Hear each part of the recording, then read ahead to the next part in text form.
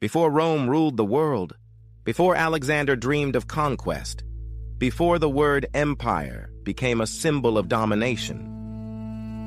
There was Persia, and at the center of its rise was a king who did something almost unthinkable. He conquered one of the greatest cities on earth, Babylon, without reducing it to ashes. His name was Cyrus. Today, most people remember ancient empires for their brutality. Armies marched, cities burned, kings were dragged in chains, temples were looted, entire peoples disappeared from history. But Cyrus the Great understood something different. Power was not just about destroying your enemies. Power was about making them believe your rule was better than the one they already had. And that idea helped Persia become one of the largest empires the ancient world had ever seen. Cyrus did not begin as the ruler of a world empire. He came from Persis, in what is now southwestern Iran, a land of mountains, plateaus, tribes, and ambitious nobles.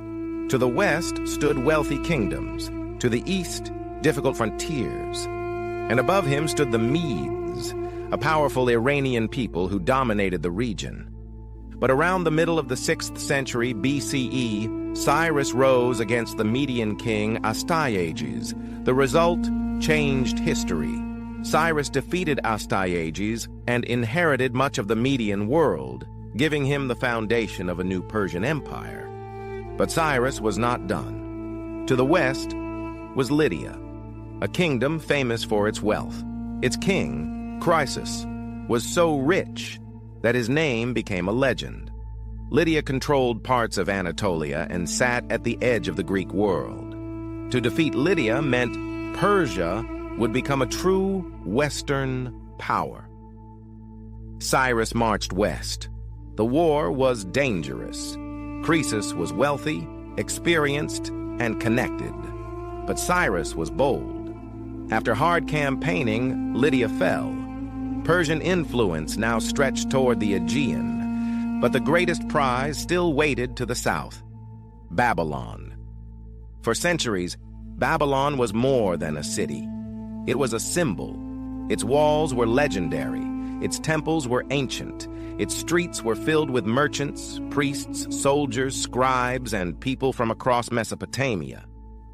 To conquer Babylon was not just to take a city.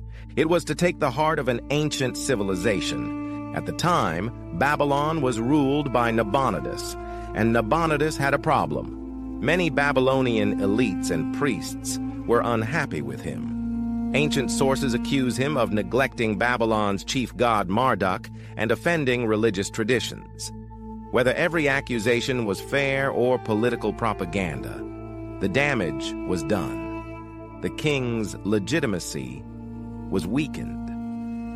Cyrus saw the opening. He did not approach Babylon only as a foreign invader. He approached as the answer to Babylon's crisis.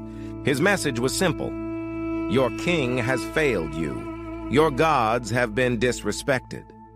Your city deserves order. Persia will restore what was broken. That was genius, because an empire does not survive by the sword alone. It survives when conquered people decide that cooperation is safer than resistance. In 539 BCE, Cyrus's forces moved against Babylon. The Neo-Babylonian Empire, once a dominant power of the ancient Near East, collapsed. The Cyrus Cylinder, discovered centuries later, presents Cyrus's takeover as a restoration of order, not just a conquest. It describes Cyrus entering Babylon and restoring cult statues and temples that Nabonidus had disrupted. That does not mean Cyrus was a modern humanitarian in the way we use the word today. He was still a king. He still conquered. He still built an empire. But compared with many ancient rulers, his political style was remarkably effective. Instead of erasing local cultures, Persian rule often worked through them. Local elites could remain useful. Local customs could continue. Local gods could still be honored. The empire became massive, not because every province became Persian, but because Persia learned how to rule difference. That was the secret. The Persians did not need every subject to become the same. They needed every subject to pay tribute, maintain order, and accept the king's authority.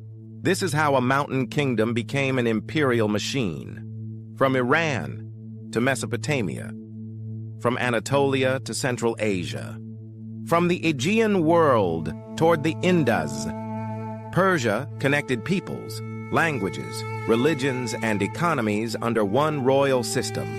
Britannica describes Cyrus as the founder of the Achaemenid Empire, stretching from the Aegean Sea eastward toward the Indus River. And Babylon became one of the jewels of that empire.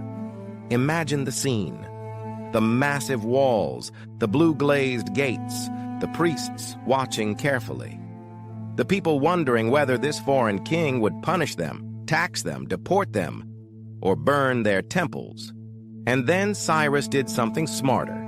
He presented himself as chosen by Marduk, not as Babylon's destroyer, as Babylon's restorer. Whether you see this as tolerance, propaganda, strategy, or all three, it worked. That is why Cyrus is remembered differently from many conquerors.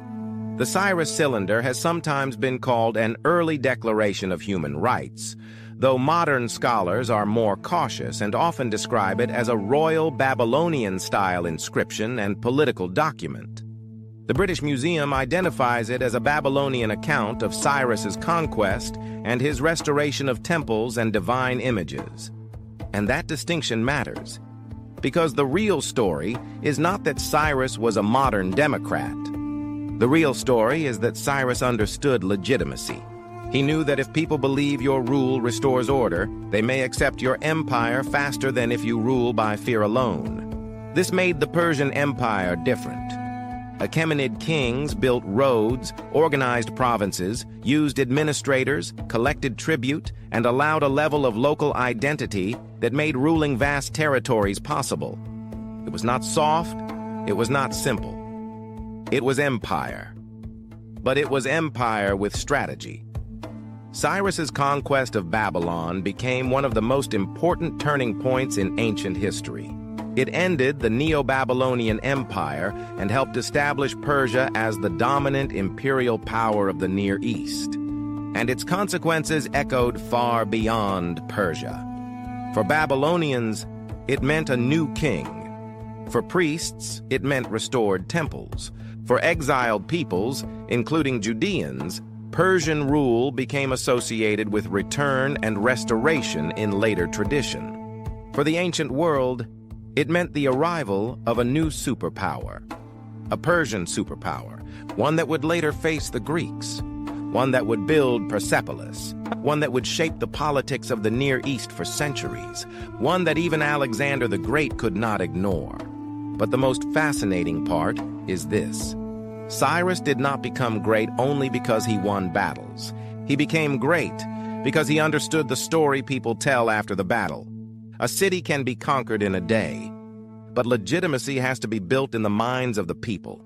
And Cyrus knew how to do that.